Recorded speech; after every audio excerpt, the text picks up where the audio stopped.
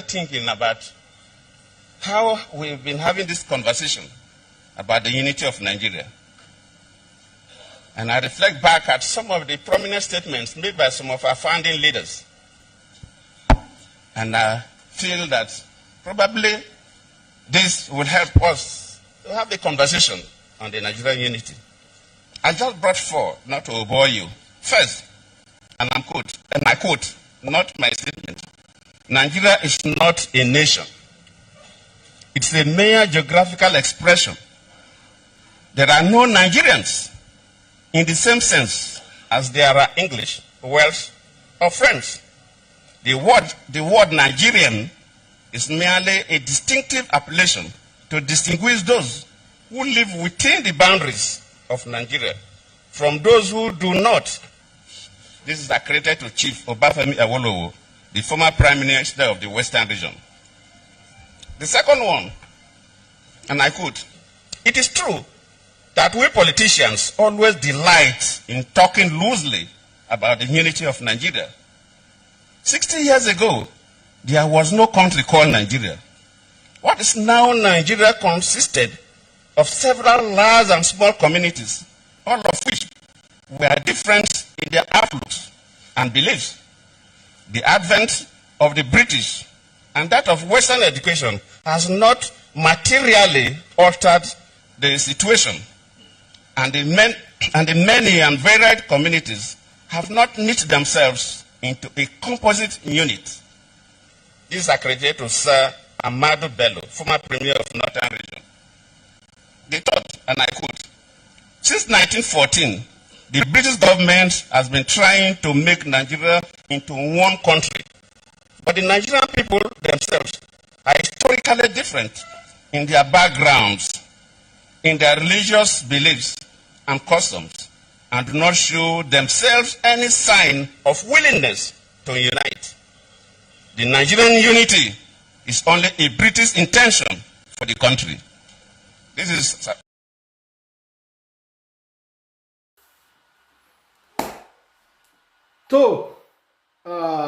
mo kí gbogbo ojú tó wò mí káàkiri àgbáláyé nígun mẹ́rin àgbáyé, gbogbo tẹ́sí láǹfààní láti tún máa wo èmi olólùfẹ́ yín, àbúrò yín, ọmọ yín, Yorùbá Space. Ẹ káàbọ̀ sórí ètò lónìí. Ó tójọ́ mẹ́ta, bẹ́ẹ̀ ni ẹ máa wọlé bọ̀, ẹ jẹ́ ká jọ sọ̀rọ̀. Brother mi Kẹ́hìndé Oseni Salima, mo kí yín pé ẹ kúrọ̀lẹ́ níbí, ẹ kú àtàárọ̀. Ṣẹ̀ṣẹ̀ ògbómi lónìí, ọdẹ òdùnbí, gbogbo ara lé ń kọ́ ṣàlàáfíà ni wọ́n wà. Ẹ máa wọlé bọ̀, tẹ́ bá ti ń wọlé, ẹ bá mi máa tẹ̀ka sórí ètò, ẹ bá mi máa pín ètò yìí. Kájọ sọ̀rọ̀, kájọ yànnàná àwọn nǹkan kan bíi mélòó, bíi méjì àbí mẹ́ta kan. Tẹ́ bá wà àkọlé tí mo fi sórí ètò yẹn, mo ní àwọn pásítọ̀ àtàwọn àfà pé wọ́n ti ń sọ̀rọ̀.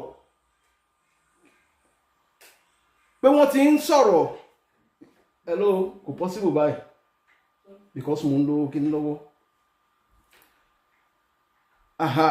So àwọn pásítọ̀ àtàwọn àfà, wọ́n sọ fún yín pọ̀pọ̀lọpọ̀ wọn ní wọ́n mọ ibi tí ọ̀rọ̀ wà, ṣùgbọ́n àti sọ òun ni problem tí ọ̀pọ̀lọpọ̀ ní. Ká tó máa tẹ̀síwájú ní ètò, ẹ jẹ́ kí n rẹ́yìn tẹ́ bá ti wà lórí ètò kí tó máa bá ọ̀rọ̀ mi bọ̀. Mi ò fẹ́ ká pẹ́ lórí ètò, ṣùgbọ́n tí ọ̀rọ̀ fẹ́ wá wà, mo máa fàyè lẹ̀ fún èèyàn mélòó kan tó bá fẹ́ dá sí ètò lónìí. Bẹ́ẹ̀ ni, ẹ káàbọ̀ sórí ètò lẹ́ẹ̀kan sí i. No going back ní ọ̀rọ̀ Yorùbá Nation. Bẹ́ẹ̀ ni, no going back ni. Ó ní fídíò kan tí mò ń wá, bí mo bóyá ààrẹ tó bá ní lára yìí tẹ́ ń wò mí, ẹ bá mi fi ránṣẹ́. Níbi tí àwọn ọba méjì kan ti jókòó tí wọ́n ti ń sọ̀rọ̀ nípa ọ̀rọ̀ Yorùbá Nation. Wọ́n sọ pé nǹkan báyìí ni àwọn UN sọ. Mo ti ń wá fídíò yẹn, mi ò rí, ṣùgbọ́n tó bá rí ẹ lè fi ránṣẹ́ sí mi bá ṣe ń sọ̀rọ̀ yìí. Síbẹ̀síbẹ̀ mo náà fídíò kan tí mo fẹ́ play fún wa lónìí. Bẹ́ẹ̀ ni, mo náà fídíò kan tí mo mú wá tí mo fẹ́ play fún wa. So inú mi á dùn tí ẹ bá lè bá mi pín ètò yìí, kó lọ fàáfàá bí wọ́n ṣe máa ń sọ. láì dènà pẹ́nu láì dẹ̀ fi ọ̀pá pọ̀lọpọ̀lọpọ̀ ẹjọ́ ẹ jẹ́ kí n kọ́ play fídíò eléyìí fún yín kọ́kọ́ gbọ́ nǹkan tí pásítọ̀ yìí sọ.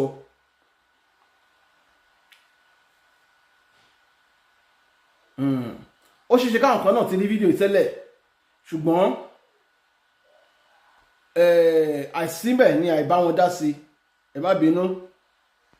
I pray God give you the courage to do it because it will affect even himself. It will affect all the APC powers. Affect all the MDs of banks. The MDs of banks are the destroyer of this system.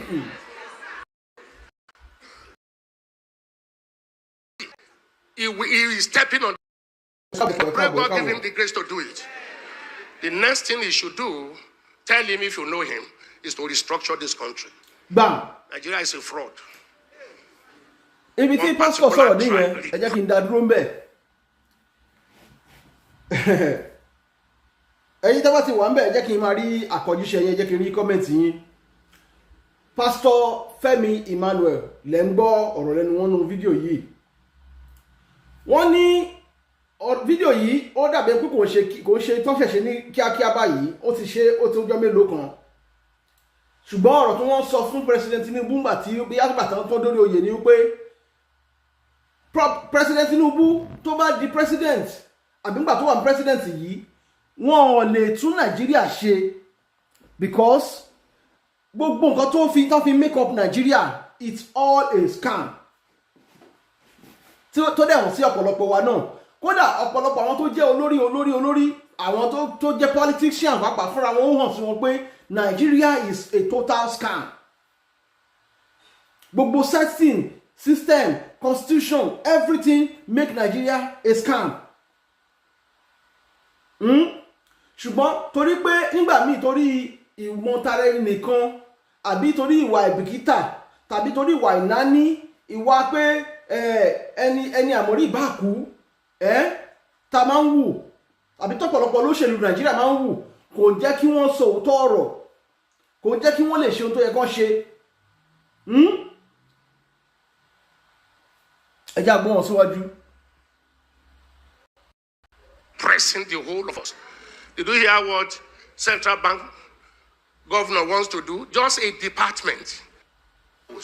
I pray God give him the grace. The next thing he should do, if you know him, is to restructure. How to work. One particular tribe repressing the whole of us. Did you hear what central bank governor wants to do? Just a department. The operation department of central bank to be moved back to Lagos, where you have 99% of the headquarters of bank. The north is agitated. Don't take Abuja back to Lagos. They don't care. If you are becoming that, it's an oligarchic. I talk like no other pastor talk. I talk like no other pastor talk. Because I have seen into governance, I have seen into the church. And I know where the problem is in this country. Are you hearing me? Okay, they may not like what I'm saying, but they cannot dispute the truth. This country cannot go on like this. Okay, I was talking about, I don't blame those that want to japa. Japa. Do you hear me say that? Because no hope. Because you look at the country and say, what future? No hope, no future. If it goes on like this, what future? If it goes on like this, civil war is imminent. If it goes on like this, military intervention is imminent. Do we want to go back to that? No. Something must happen. I have always believed that something must happen. Make Nigeria one. We don't break. Nigeria is not one. Nigeria and it can never be one. one. Different nations tied together by force. We should still be one country. But let everyone govern himself the way he likes. Are you hearing me? Let the Niger Delta have their oil. Yeah? Let the East have their resources. Let the Yoruba people have their resources. Let the North have their resources. Let them manage their security. Give them state police. Let everybody at his border. Let everybody generate his economy. Why must you generate oil in the Niger and take it to the North? Must you generate IGR here or the VAT that generate nothing. The 10 key northern states have Sharia. Sharia is no to tobacco. But alcohol and tobacco is what gives us fat here. And you take the money from there to spend where you say you don't want, but you like the money. That is scam. Fraud, unfairness, injustice. Where to make Nigeria 36 states? Where did we sit down? Nigeria was negotiated 3 regions, not by plebiscite. Midwest came in. We shall have 6 states. And the biggest one taken to the north. More Then we came with fair. You are qualified, but from the time you came from, now you can't pass any law in that National Assembly without Northern approval. They are enlarged, deliberately made so. So how do we go from there? Mo lọ pé ẹgbọ́n nǹkan tí pásítọ̀ yẹn sọ a máa yànnàná ọ̀rọ̀ yẹn lẹ́yẹ kọ̀ọ̀kan a máa yànnàná ọ̀rọ̀ yẹn lẹ́yẹ kọ̀ọ̀kan gbogbo ẹ̀yin tẹ́ ẹ ti rò pé ìlú Nàìjíríà ìlú kan tó sì lọ́jọ́ ọ̀la tó dáa ni ọ̀pọ̀lọpọ̀ yín lẹ mọ òótọ́ ọ̀rọ̀ àwọn kan wà ní under illusion àwọn kan wọ́n kàn ní hope pé kò ṣàlè bàbá ikú ó nǹkan sì máa change tó bá dijọ́ kan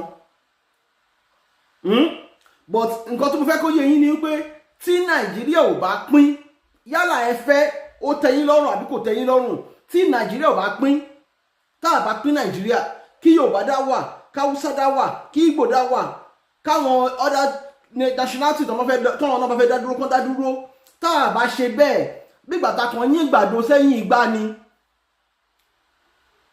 bẹ́ẹ̀ lọ́rọ̀ wá ṣe máa rí àwọn ìlú tó kéré sí wa wọ́n á máa ṣàṣeyọrí ṣáájú wa wọ́n máa ṣe nǹkan ríbíríbí lójú wa a ò dẹ̀ nílé mítọ̀ pẹ̀lú wọn ṣe báwọn ìlú kéékèèké kan tí wọ́n ti ń fi Nàìjíríà sẹ́yìn báyìí just because pé àwa kọ̀ láti come into reality wípé system yìí kò lè work ìwé òfin tá à ń lò ó wà very kò mi ìmọ̀ mo ṣe máa sọ ó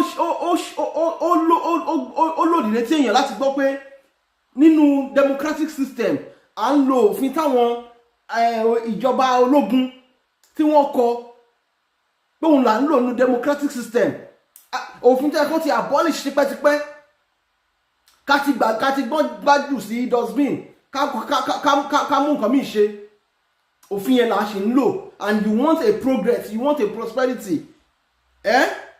meanwhile àwọn tó yẹ kó kọ òfin kó yẹ kó tún òfin kọ tó yẹ kó fún wa lófin tuntun àwọn gangan lòfin ṣàǹfààní fún so ẹ̀yin tẹ́ bá rò pé ẹ̀yin tẹ́ ń takò àwọn tó ṣe Yorùbá nation tó ń sọ pé bóyá ọ̀pọ̀lọpọ̀ wa our tribalistic we are very tribalistic la ṣe ṣe nǹkan tá à ń ṣe it's because we know that pẹ̀lú system tí Nàìjíríà ń lò kódà tí ànábì tó bá wá sí Nàìjíríà lẹ́nìí kò sí nǹkan tó fẹ́ tún ṣe ní Nàìjíríà kí Jésù wá sí Nàìjíríà pẹ̀lú ìwé òfin tí Nàìjíríà ń lò kí best president in the world kó wá sí Nàìjíríà as your president kò sí nǹkan tó lè ṣe because ẹ lè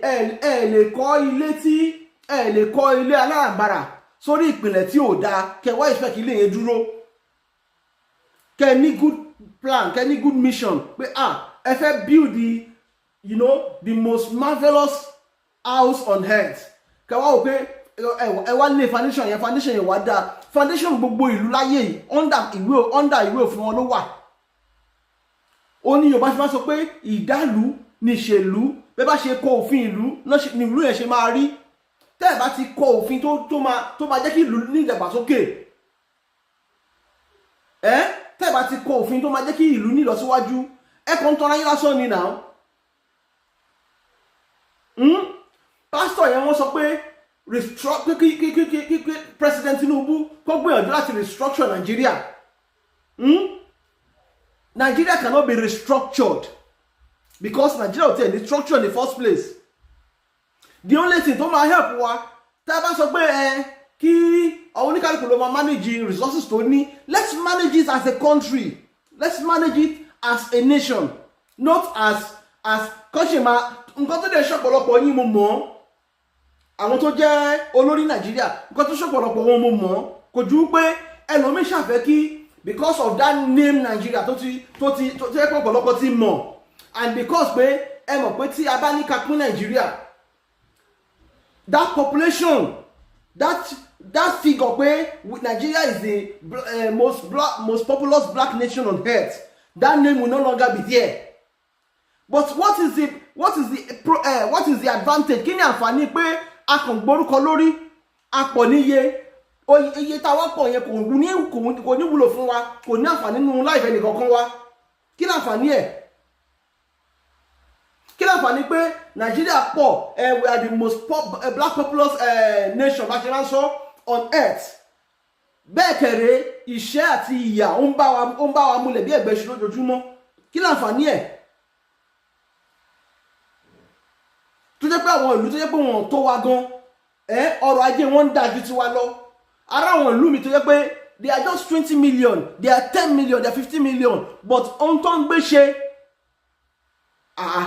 ohun tó ń gbé ṣe àwọn ìlú mi gan ní Europe gan wọ́n try àti meet up pẹ̀lú wọn ni. A ní àwọn ìlú mi ní Africa lọ́dọ̀ wọn bẹ̀rẹ̀ tó jẹ́ pé they are doing very well. Ẹ jẹ́ kí n fún yín fídíò yìí, ẹ jẹ́ n fi fídíò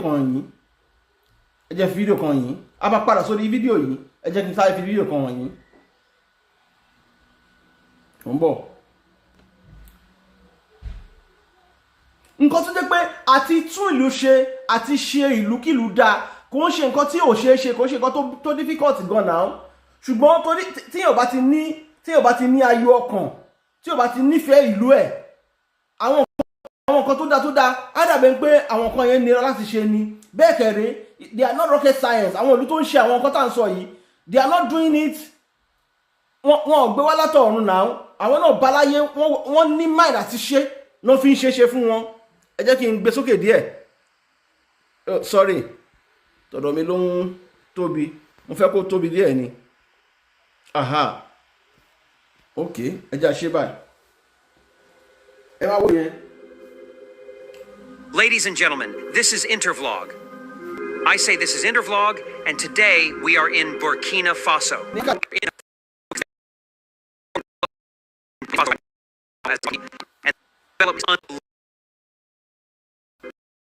And like this happening in Africa. Going on in Burkina Faso is making me to be happy. This is the first time I am being very happy for a president in Africa. And that president is Captain Ibrahim Traoré. What Captain Ibrahim Traoré did is unbelievable. For some of you who don't know Ibrahim Traoré and became the Burkina Faso's leader.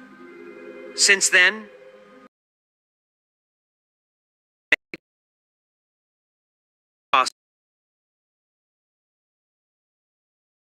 in Africa is not got into his head because he knew his target. Sylvia. His target was development, employment, agriculture in Burkina Faso. And the way he did it is unbelievable. Sylvia. What you are looking at is 400 tractors, 239 tillers.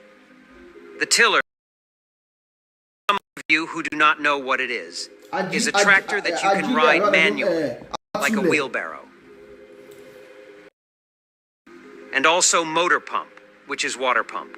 This is for irrigation. Now, this money is supposed to be used to...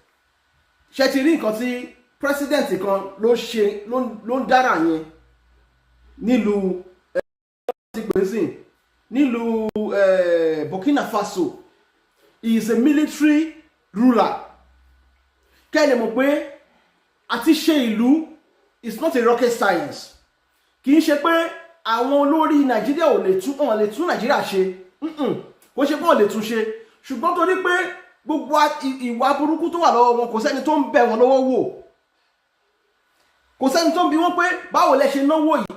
Owó tí president Burkina Faso yìí tó lọ fi ra àwọn equipment yìí, àwọn Nigerian leaders tó bá já wọn ni wọ́n lọ kó ra mọ́tò tó ní wọ̀ fún ọdún méjì ọdún mẹ́ta, wọ́n kò ṣàkó sínú compound wọn. Ẹlòmíì àkókò owó yẹn àkókò lọ sí ìlú onílùú, a lọ fi invest síbẹ̀, a lọ fi ra lé síbẹ̀ létò ní tí ò ní sunú ẹ̀ lójú ọdún méjì gbà míì, a kàn lọ ra lé yẹn síbẹ̀. Gbogbo owó tá à ń sọ yìí ló yẹ kán fi túlù ṣe. Olórí Nàìjíríà gbà kan rí ó sọ gbà kan rí ó ní owó kọ́ ni problem Nàìjíríà, ó ní kò ń ṣe pé Nàìjíríà ò ní owó. Gbogbo èèyàn ló mọ̀ pé owó wà Nàìjíríà, so kí wá là ń fowó yẹn ṣe, kí là ń fowó yẹn ṣe. Wọn ò rí àárí báwo ni ẹ ṣe máa lóhun taṣọ tó yẹ pàkísà ló máa wọ̀, tó yẹ pé àwọn ìlú tí ò ní nǹkan tá a nílẹ̀ ní Nàìjíríà, tí ò ní nǹkan tá a nílẹ̀ Yorùbá, àwọn ìlú kan wà tẹ́ pé nǹkan tá a nílẹ̀ Yorùbá nìkan wọn ò nílà mẹ́ta ẹ̀, but they are doing more than us, they are doing very well than us times 10. Kí ló fà á? Because we are Nigeria, because we are part of Nigeria, because Nigeria ló dictate, ló control gbogbo resources ta ní lórí ilẹ̀ Yorùbá. Gbogbo ọrọ̀ ajé tó yẹ kí ilẹ̀ Yorùbá máa ní, gbogbo ọlá mọ̀ pé gbogbo nǹkan tí wọ́n ń pè Nigeria lẹ́ni Yorùbá ló contribute 80% resources sí Nigeria tí Nigeria fi ń jẹ́ nǹkan tó ń jẹ́ lẹ́ni, ohun tó gbé Nigeria sórí world map lẹ́ni Yorùbá ló kó 80% ń bẹ̀. But ṣé Nigeria jẹ́ kó wo Yorùbá gan jáde? Ṣé Nigeria fàyè gbà because we are torí pàjọ́ ọmọ Nigeria ń sìn, ṣé ògo wa ń ṣọ́ fara hàn Nigeria? Ògo tó yẹ kó máa wà lórí kó máa sọ pé which country is this? Ibu country wo lẹ́ni tí wá kó máa sọ pé Yorùbá land or Yorùbá nation or Yorùbá kingdom. Ṣé bá ní United Kingdom lẹ́ni? Yorùbá should be a kingdom which we were before káwọn àwọn Arábí tó dé. Tó bá yẹ pé a ṣì wà gẹ́gẹ́ bí Yorùbá kingdom ni, àwa lè pe ara gan ní United Yorùbá kingdom. United because Yorùbá ṣe mọ̀ pé Yorùbá àwọn Yorùbá Èkìtì wà, Yorùbá Ìjẹ̀bú wà, Yorùbá Ọ̀ṣun wà, Yorùbá Ọ̀yọ́ wà, Yorùbá kí ló ti pè Kwara wà. Now we can just call ourselves United Yorùbá Kingdom.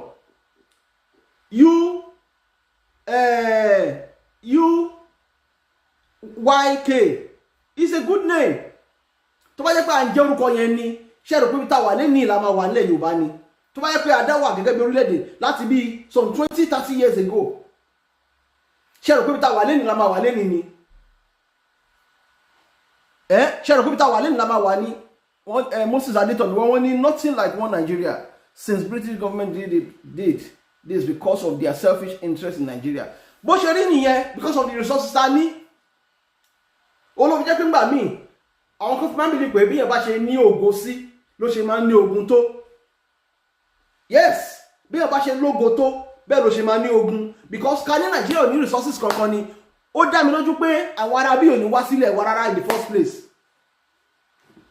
Gbà bẹ́ẹ̀ tó yẹ pé Nigeria pé ní pé ilẹ̀ Yorùbá àbí wọn rí natural resources kankan lẹ̀ wa nígbà tán kó wá náà ń gbà náà, tó yẹ pé wọn ò rí kankan gbà yẹn ni ó ṣeé ṣe kó má tiẹ̀ wá sọ́dọ̀ wa kó má wá colonize wa, ó ṣeé ṣe kó má kó wa lẹ́rú.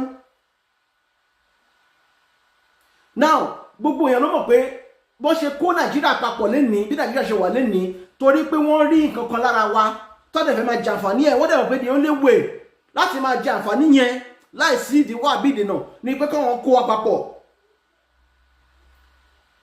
so that àti máa gba resources yẹn ó máa easy. Wọn ní máa negotiate pẹ̀lú àwọn ilé lọ́tọ̀, kó máa negotiate pẹ̀lú àwọn ilé lọ́tọ̀, kó máa negotiate pẹ̀lú àwọn ilé lọ́tọ̀. Nǹkan tó ń ṣe nìyẹn náà. Àwọn tó kó wa lẹ́rú tó ń colonize wa wọ́n pè ká nípa dá wà gẹ́gẹ́ bí orílẹ̀-èdè ni, àti wọ́n máa kó wọn ọrọ̀ ajé wa àwọn nǹkan àlùmọ́nì wa ó máa difficult fún, máa ṣòro fún wọn, because negotiation tuntun náà máa ṣe pẹ̀lú each country. Ẹni tí tàbá ní lọ́dọ̀ tí wa wọ́n á negotiate pẹ̀lú wa lọ́tọ̀, ẹni tí tàbá ní lọ́dọ̀ àwọn tí Arẹwà náà wọ́n á negotiate pẹ̀lú wọn lọ́tọ̀, ẹni tí tàbá ní lọ́dọ̀ wọn Ìgbò wọ́n á lọ negotiate pẹ̀lú wọn lọ́tọ̀.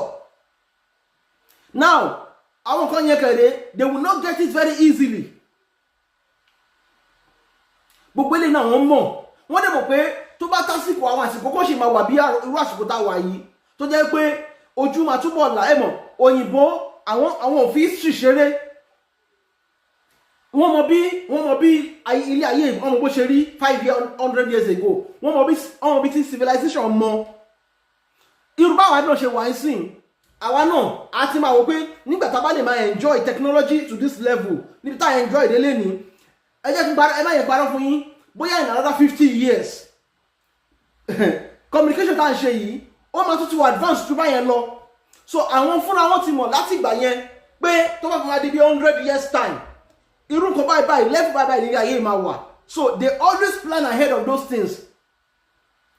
They always mi fẹ́ lọ sórí ọ̀rọ̀ religion délé mi ni, but many of the things tó wà ní religion lẹ́ni they already knows what is going to happen about religion.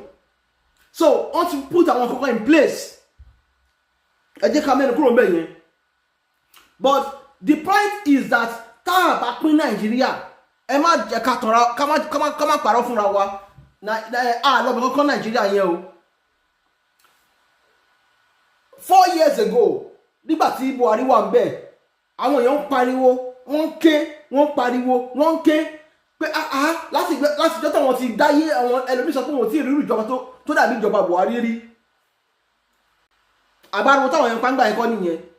Wọ́n ní láti ìgbà tí àwọn ti dáyé ẹlòmíì ní láti bí 30, 40, 50 years tó ti wà láyé òun ò tí rí ìjọba tó burú bí ìjọba Buhari. Okay, ìjọba Buhari ti wá ṣe títí ẹ̀ ó ti lọ báyìí sìn ṣó ti wá rọ̀ àbótún lè sí ni. Bẹ́ẹ̀ ní sìn bá àwọn kan náà tó wá sọ pé ṣe bọ́mọ Yorùbá ló tún wà ń bẹ̀ yìí. Because we always fail to want to hear the truth. Kì í fẹ́ bá wa sòótọ́ ọ̀rọ̀. A máa rò pé it's not about one personality, it's not just about one individual. Wọ́n ní tí ìpìlẹ̀ ìṣẹ́ bá ti bàjẹ́ kí ló lóòrò fẹ́ ṣe. Mo sọ fún wa nígbà tí Tinubu ṣe di president àbí if kódà kó tó sworn Tinubu in as president. Mo ní Tinubu tó bá di president mo ní kí ọ̀yẹ̀ ẹ̀yọ́ ọmọ Yorùbá kẹ́ má dùnnú o. Ẹ má yẹ kí inú yín dùn o pé ẹ ti rí ọmọ Yorùbá tó di president o, because the problem of Nigeria is not just about the president, it's about the constitution we are using. Tá a bá dẹ̀ lè sọ pé a fẹ́ change constitution yẹn, nothing is going to change for good. Because ìwé òfin tán kan tó jẹ́ pé bí 60% ìwé òfin yẹn àbí 65% ìwé òfin yẹn kò ó wà against àwọn aráàlú ni. Báwo lẹ ṣe wá fẹ́ survive nírú ìlú báyẹn? Gbogbo àwọn ìlú táwọn àmọ̀ tó ní ìlọsíwájú àwọn aráàlú wọn náà máa ń put into first consideration. Ìlú tí ó bá ti kọ́ fi aráàlú síwájú ní gbogbo tó bá ti ń ṣe pé àwọn aráàlú wa transportation wọn ká mú dẹ̀ wọ́n lọ́rùn, ètò iná ká ṣe bó ṣe máa rọrùn fún wọn, omi kó rọ̀ wọ́n lọ́rùn. Gbogbo everybody in Nigeria sìn, you are the government of yourself. You are a government of yourself. Ìwọ ló máa ṣe tó bá kọ́lé tó ń sìn, ìwọ ló máa ṣètò bí iná ṣe máa dénú ilé ẹ, ìwọ ló máa ṣètò bómi ṣe máa wọnú ilé ẹ, ìwọ ló máa ṣètò bí iwájú ilé ẹ ọ̀nà ilé ṣe máa dáa. Kí wá ní iṣẹ́ tí ìjọba ń ṣe ní Nàìjíríà tẹ́yìn kan fi wò pé àfi kí Nàìjíríà má pè lẹ́fẹ́. Because ẹlòmíì yín you still believing that tó bá ẹlòmíì torí pé ó rí tiẹ̀ ṣe níwọ̀nba tó ń rí bí i 100,000 200,000 lóṣù àbí 300,000 naira lóṣù pẹ̀lú economy pẹ̀lú kan tí rate owó sọ́nsìn èló ní 200,000 naira ní Nàìjíríà sìn 100 tábánikà wò bóyá ló tó $150. 200,000 naira bóyá ló ju $150. $150 yẹn kódà kò ká owó ilé ní many other countries. Owó tẹ́lómi ń gbà, owó tí ẹni tó ṣiṣẹ́ factory worker lásán ó ń gba $150 yẹn lójúmọ́ ní náwọn Europe country yìí, owó yẹn ni ẹnìkan máa lóun gbà for the 30 days. And you think you are living good in Nigeria. Ẹ jẹ́ máa gbọ́ fídíò ìsíwájú sí. Àwọn ìjọba tó bá serious tó fẹ́ kára tu aráàlú, they will create a viable environment, a livable environment for people. ìgbà yẹn ní àwọn èèyàn nǹkan máa lọ bó ṣe yẹ kó lọ but nígbà tó bá yẹ pé gbogbo òfin tẹ́ bá ń ṣe òfin tó jẹ́ pé ó wà anti the people anti people's policies lẹ́ ń gbé kalẹ̀ lójoojúmọ́ ẹ̀yin lẹ́ máa lẹ́fẹ́ máa gba kíní kan lórí bank account àwọn èèyàn ẹ̀yin kan lẹ́ máa lẹ́fẹ́ máa gba kí ló ń tí pé owó kíní lójú ọ̀nà ẹ ṣe máa create àwọn policies tó máa drain aráàlú lójoojúmọ́. How do you want people to survive? Ọmọ owó ta tí wọ́n ń sọ ìkẹ́rẹ́ ẹ̀yin á máa gbà ibi tó máa ń dùn mí sójú fún àwọn ìjọba Nàìjíríà ni pé wọ́n á gba owó tán wọ́n á kádà owó jọ tán nílùú wọn wọ́n á kó lọ sí ìlú bòmíì wọ́n á lọ máa fi kí ló ti ń pè wọ́n á lọ máa fi improve economy àwọn ìlú onílùú ìlú tí yín kẹ́rẹ́ ó ń da owó lójoojúmọ́. I don't even know how we think in that part of the world. Bá ṣe máa ronú pé tó bá ti kó owó mo wo fídíò kan láìpẹ́ yìí bóyá wà lórí fún ìyá don't know Yaya Bello òun nìkan jí bí $80 billion $80 billion ó dẹ̀ ń jà àwọn aráàlú níbi sálárì oṣù bí odidi ọdún kan àbọ̀ ó dẹ̀ ń jí $80 billion nínú ẹkọ́nọ́mì nírú ìlú bá yẹn dollars ni òkan ṣe náírà o $80 billion ṣe é mọ̀ kan tí $80 billion lè ṣe ni dọ́là ni òkan ṣe náírà o that is trillions of naira nínú ìlú Kogi bá yẹn